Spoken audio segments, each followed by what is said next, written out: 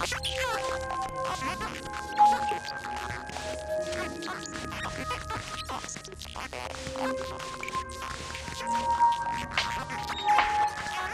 to GameSpot Live. I'm Greg Kasavin here to tell you all about Metroid Prime for the GameCube, and I'd like to get all the hyperbole out of the way first. Metroid Prime is really the best GameCube game to date.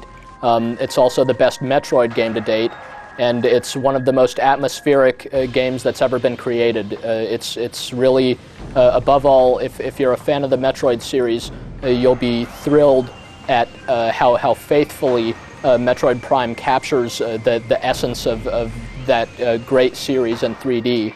Everyone had a right to be really skeptical when Nintendo announced that the GameCube Metroid game was going to be a 3D shooter of some sort. We all thought that it was just going to be some other sci-fi themed first-person shooter with a Metroid license slapped on, but it's really anything but that.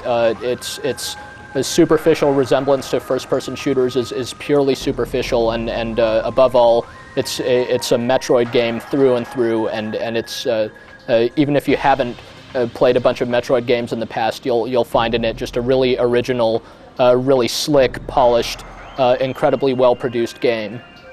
As in all Metroid games, in Metroid Prime, you play as the interstellar space bounty hunter Samus Aran, who once again is after the space pirates from Zebes and their kind of awful genetic experiments. They're apparently experimenting with the jellyfish-like evil Metroid creatures, and Samus has trailed them down to a planet called Talon 4, where they apparently have some sort of secret base of operations. So she lands, and she's going to have to find out what these space pirates have in store and kind of clean them out once and for all.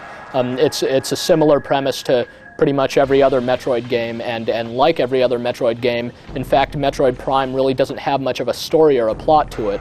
This is something that might actually put some people off. They'll be surprised to find that they're kind of just thrust into this huge world and left to kind of explore it on their own and figure things out, rather than be strung along by some kind of long-winded narrative or anything like that. While there isn't much story to Metroid Prime, there is certainly a lot of context. One of the things that Samus is able to do is use different visors for her suit to help her kind of perceive her surroundings in different ways.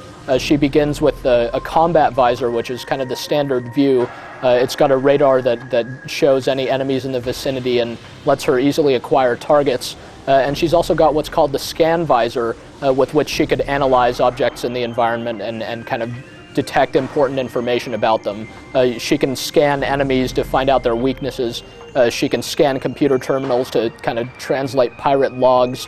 And a lot of this stuff is optional, and some of it isn't. And it's sort of an interesting plot device because it forces you to kind of read once in a while. These kind of text windows appear, giving you a bit of information, but all of it is written in this kind of cool sci-fi pseudoscience fashion, lending the whole game kind of a really consistent logic, and it serves to really progress whatever semblance of a plot the game has along. For example, when you're finally in the thick of the space pirates' haven, and you're finding these memos about how they're on kind of heightened alert, looking for who they call the Hunter. In addition to the combat visor and the scan visor, Samus also later acquires a thermal vision visor and also an X-ray visor. Both of these have really, really cool effects and let you see different things that would normally be imperceptible to you. Like the X-ray visor, you can detect kind of ghostly images and illusions and things like that, whereas the thermal visor lets you, of course, see in the dark, but also pick up on kind of weak energy signatures. So you might find power-ups, hidden behind breakable walls or things like that. The way you switch between different visors is that you just simply press in a direction on the digital pad on the controller, and likewise you use the C stick, the right analog stick, to switch between your 4 primary firing modes, at least once you get them. You initially start out with Samus's classic beam weapon, the power beam, which just fires these kind of superheated rapid-fire shots. and she'll later get the wave beam, which shoots electrical charges, the ice beam that freezes enemies, and then the plasma beam that can disintegrate them altogether. One of the nice things about Metroid Prime compared with previous Metroid games is none of the weapons ever go obsolete. In previous Metroids, you gain new beam weapons that replace your old ones, but here all of the weapons remain useful throughout the game, and you upgrade them with kind of a charge ability and various special attacks. So by the end of the game, Samus actually has a great deal of ways that she could deal with her various foes. But Metroid Prime isn't a first-person shooter. It doesn't control like one, it doesn't play like one.